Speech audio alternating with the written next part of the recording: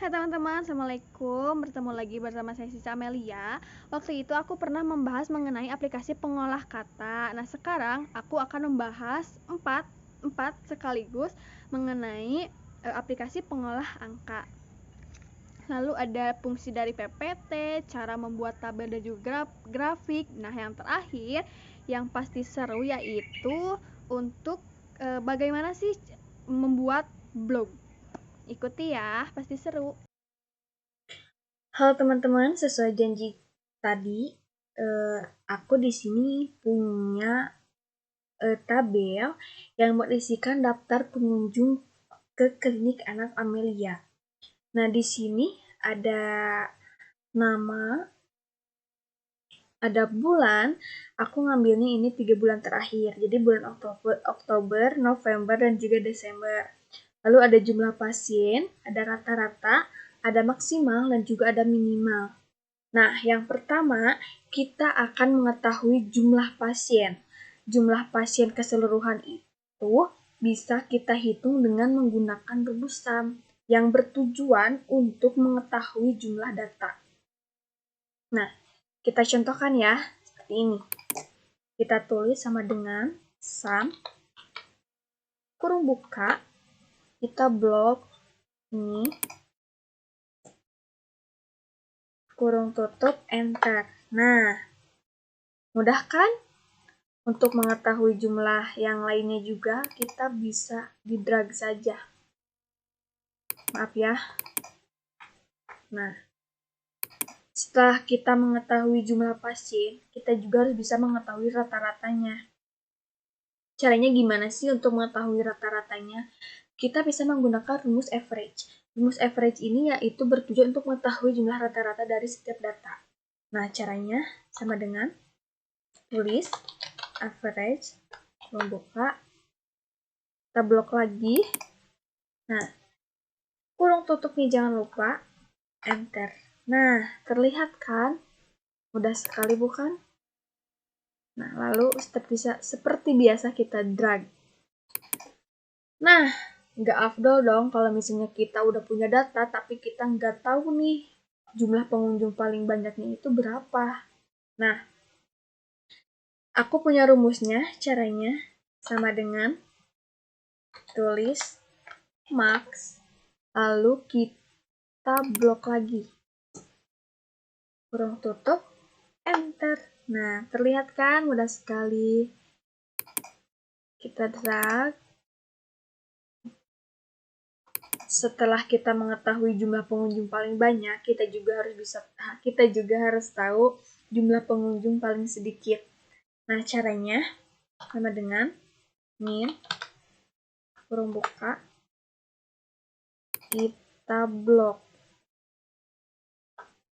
enter. Nah, seperti ini. Kita drag.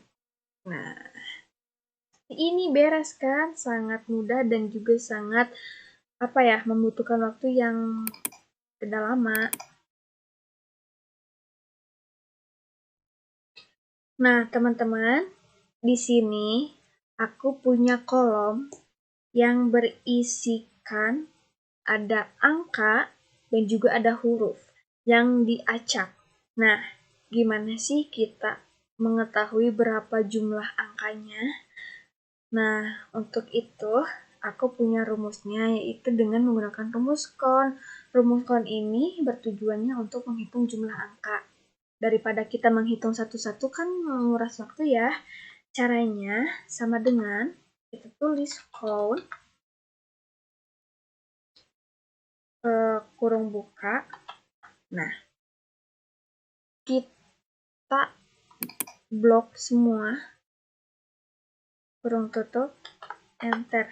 Nah, jadi jumlah angka di kolom jadi jumlah angka yang berada di tabel ini yaitu 21. Nah, kalau misalnya berapa sih jumlah dari semuanya? Kalau kita hitung kan lumayan juga ya. Nah, kita menggunakan rumus counta. Yang tadi count, yang sekarang counta. Sama dengan counta, kurung buka, salah. Jangan pakai spasi, maaf. Kurung buka. Kita blok, jangan lupa kurung tutupnya, enter. Jadi jumlah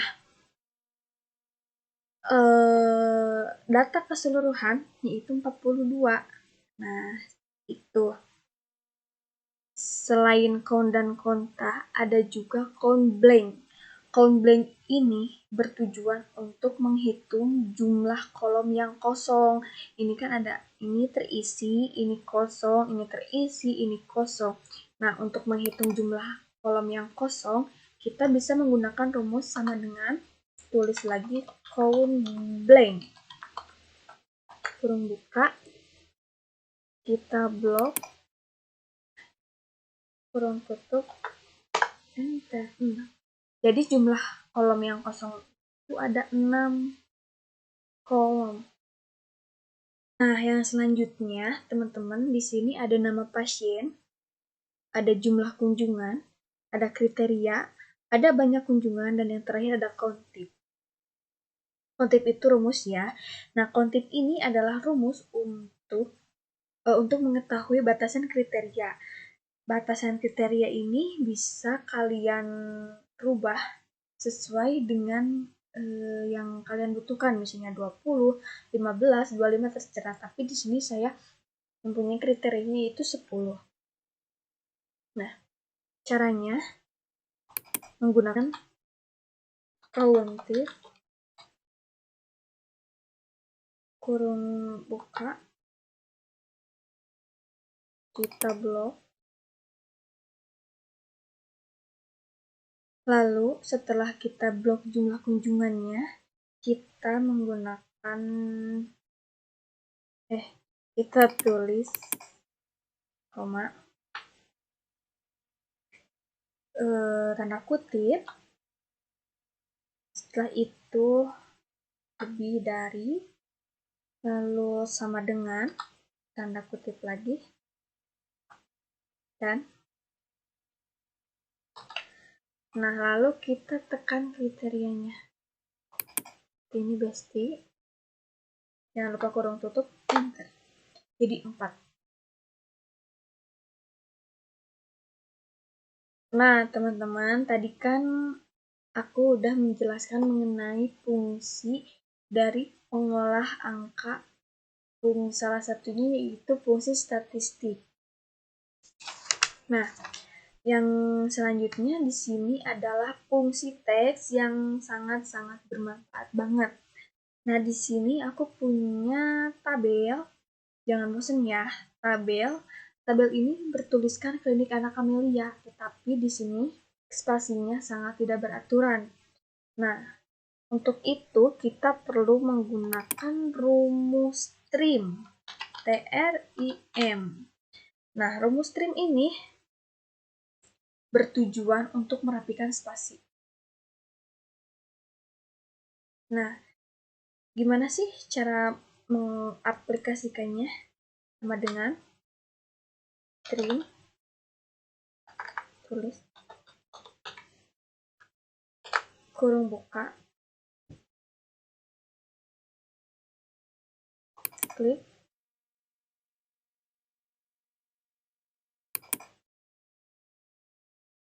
mama, kurung tutup, enter. Spasinya sudah rapih kan?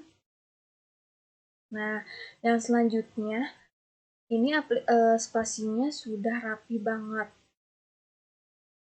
Lalu kita akan merubah si huruf ini menjadi huruf kecil semua.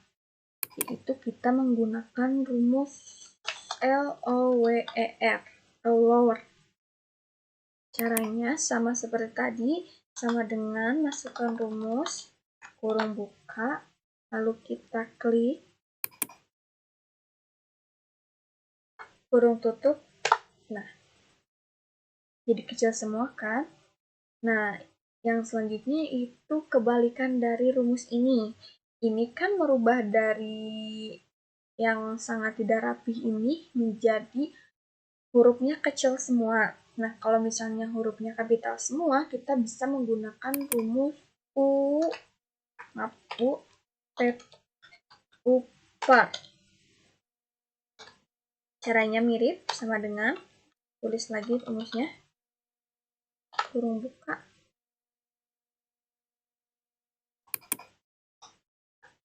tutup, enter. Salah semua kan?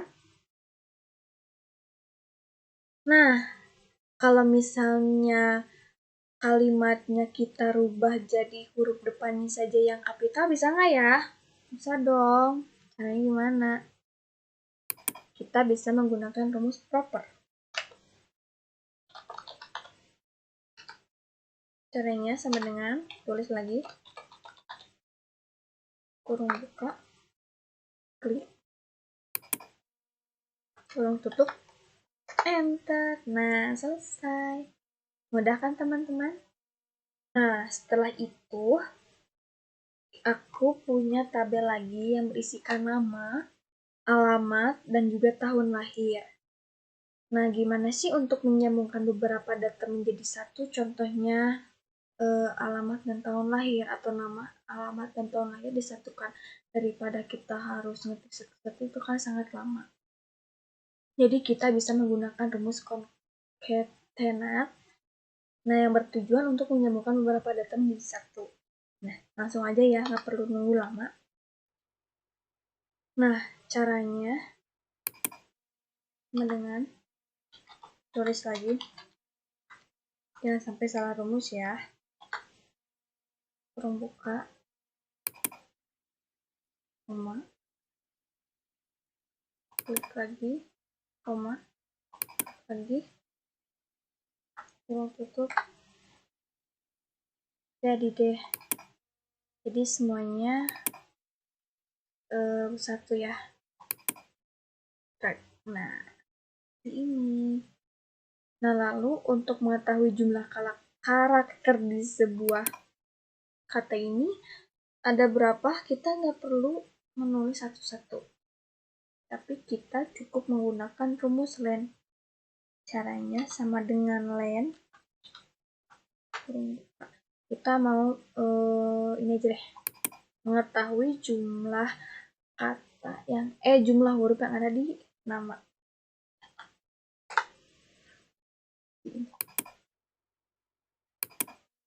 Mudah sekali kan? Setelah kita mengetahui rumus len, kita bisa menggunakan rumus left dan juga right. Nah, untuk rumus left ini bertujuan untuk memisahkan teks yang ada pada data dari sebelah kiri. Nah, untuk sebaliknya untuk right ini untuk memisahkan teks yang ada pada data dari sebelah kanan. Kita contohkan saja ya. Sama dengan left, kurung buka, klik,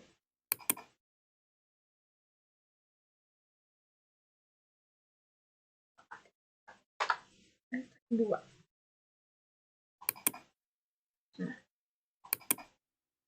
drag, lalu kita yang right, sama saja seperti tadi. Caranya kita blok, lalu kita kurung tutup, enter. Benar, L. Nah, seperti itu.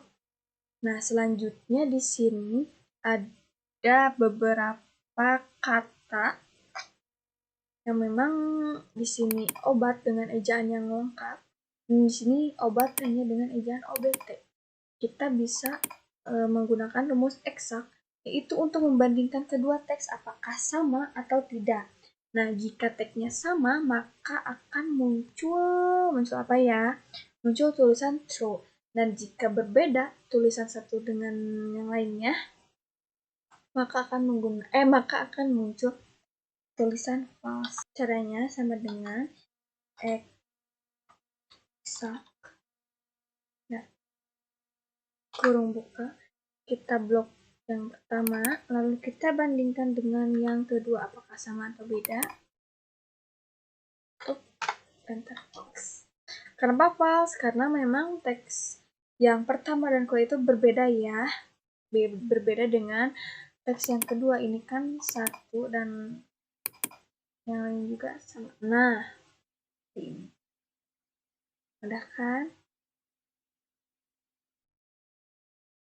Nah, teman-teman, di sini kita langsung baca ke rumus logika. Nah, di sini ada pengunjung klinik anak Amelia. Di sini ada daftar imunisasi, konseling. Nah, yang pertama ada rumus if. Rumus if ini itu untuk memberikan jawaban atas kriteria atau rumusan logika.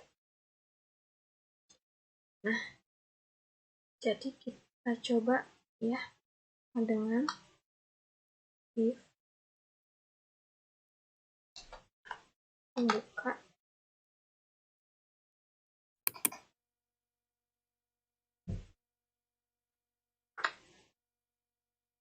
dengan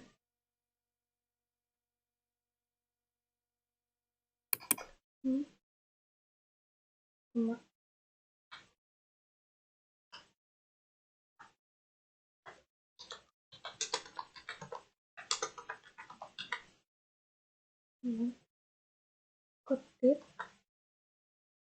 lalu koma lagi lebih banyak aku singkat aja ya, lalu kurung tutup. Jadi lebih banyak konseling, benar kan? Imunisasi lebih. Lalu di sini ada rumus N. Rumus N ini bertujuan untuk membandingkan beberapa pilihan data sesuai dengan konsep. Misalnya, ini aku punya pernyataan nih.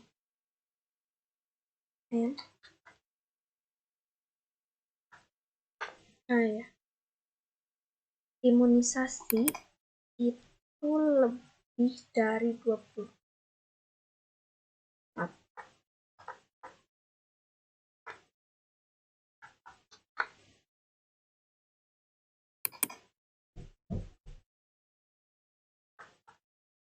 Dari 20, lalu konseling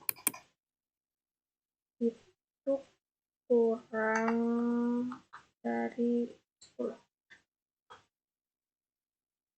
Tutup. Berarti pernyataan aku salah. Kalau misalnya kalian pernyataannya benar, maka di sini tulisannya itu true, bukan false.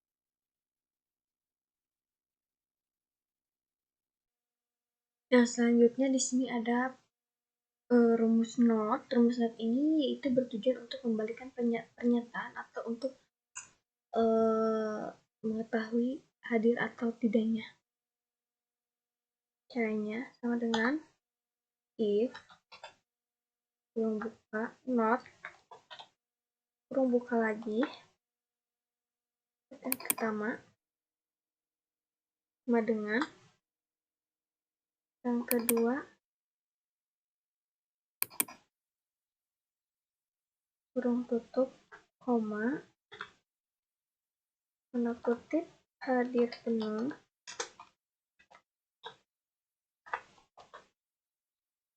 tip koma lagi hadir sebagian tutup hadir penuh. Nah, jika ada yang tidak hadir, maka tulisnya itu hadir sebagian. Hadir penuh. Teman-teman. Nah, kemudian di sini ada tabel penjualan alat kesehatan per 3 bulan terakhir. Ada dari bulan Oktober, November, Desember. Nah, barang-barangnya bisa kalian lihat. Nah, teman-teman, di sini aku mau membuat grafik. Oh iya, kita ini udah masuk ke materi pembuatan grafik. dan tabel. Nah, untuk pembuatan tabel seperti ini, nah untuk grafiknya kita blok, lalu kita masuk ke insert. Nah, di sini ada beberapa pilihan grafiknya. Ada batang, grafik, ada pie atau lingkaran, seperti itu tergantung seruannya seperti apa. Klik ini. Nah, simpan di sini ya. Ini contohnya yang chart title. Ini chart title nggak usah ya. Nah, selanjutnya kita akan mencoba yang grafik yang ini. Ini ya garis. Sekarang lucu. Ini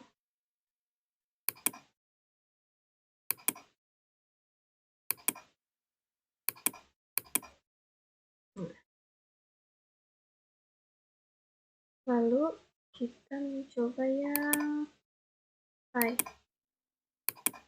Sekarang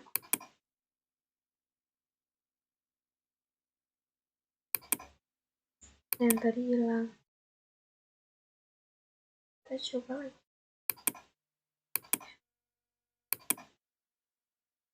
Nah, seperti ini teman-teman. Mudah-mudahan dengan adanya video ini bisa membuat teman-teman yang tadinya tidak mengerti jadi ngerti, yang tadinya tidak tahu menjadi tahu, yang tadinya tidak bisa jadi bisa.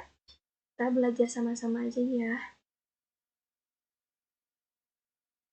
Teman-teman, untuk yang selanjutnya yaitu ada aplikasi PowerPoint atau yang biasa sudah digunakan dan sudah tidak asing lagi ya.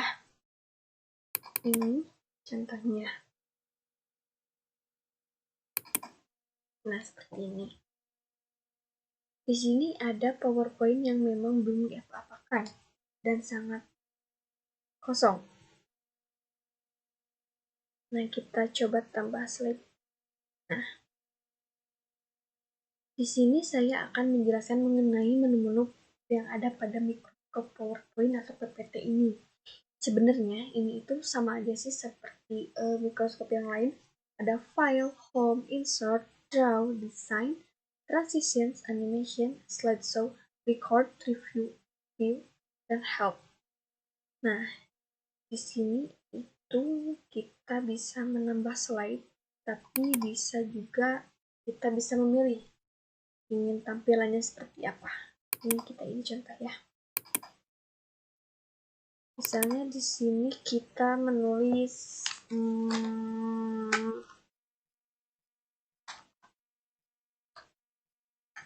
Amel. Di sini sama ya, ada ukuran font, ada jenis font itu. Lalu di sini juga ada insert di sini untuk menambahkan foto, video, audio, screen recording, seperti itu, smart art, shapes, icon, charts, action. Lalu ada draw di sini untuk memberikan gambar, sama hapus, garis. Lalu ada desain. Nah, desain ini yang paling menarik nih teman-teman. Kenapa? Karena di dalam fitur desain ini kita bisa memilih desain yang kita diinginkan atau kita butuhkan. Nah, untuk apa? Untuk tampilan PPT-nya lebih menarik. Misalnya ini.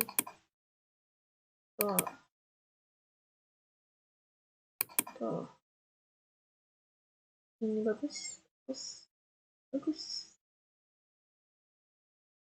Nah, berhubung ini tuh masih banyak banget. Nah,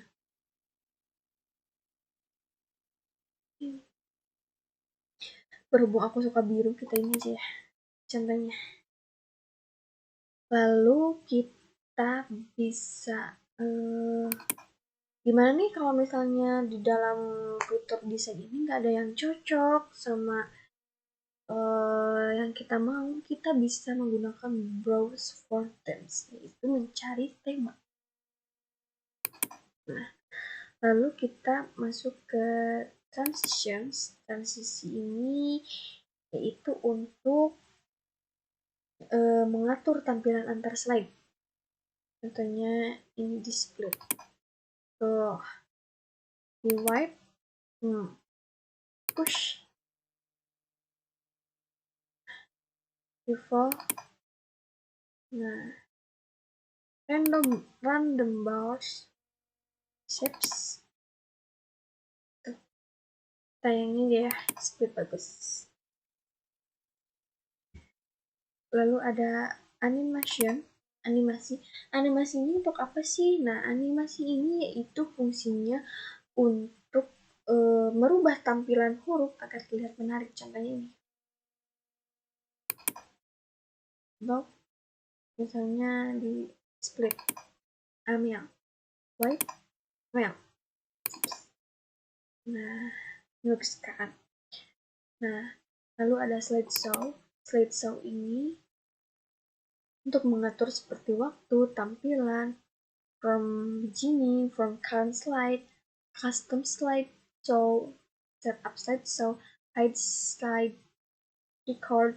Nah itu teman-teman pemaparan atau penjelasan mengenai aplikasi Microsoft PowerPoint atau PPT yang memang sering kita gunakan, terkhusus untuk anak-anak sekolah, untuk bekerja juga. Tidak sedikit yang selalu menggunakan PowerPoint. Semoga apa yang saya sampaikan bisa kalian pahami, bisa kalian mengerti, dan juga bisa kalian aplikasikan. Nah, yang selanjutnya kita masuk ke materi atau cara pengaplikasian membuat blog. Teman-teman, kita masuk ke materi yang terakhir, itu cara membuat blog. Cara membuat blognya itu search blog. Kita klik ini. Nah, berhubung aku udah punya akun blogernya, jadi nanti tampilannya akan seperti ini. Nah, jika teman-teman belum punya, maka bisa diklik yang tadi, kita masukin email, password, dan lain-lain, lalu kita langsung masuk ke blogger. Langsung punya akun blogernya. Dan ini sangat mudah sekali, nanti teman-teman bisa memposting seperti artikel, PPT, dan lain-lain. Nah, teman-teman, mudah-mudahan apa yang udah aku jelasin, udah aku aplikasiin, semoga bisa bermanfaat untuk aku dan teman-teman. Semoga teman-teman bisa lebih baik dari aku, bisa lebih mengerti, lebih paham, dan juga lebih pintar. Semoga tidak puas, agar teman-teman bisa belajar lebih banyak lagi. Mohon maaf apabila banyak kekurangan, kesalahan, dan juga ada penyampaian yang memang tidak dimengerti karena memang kita saling belajar. Ya, bye. Ditunggu untuk video aku selanjutnya ya.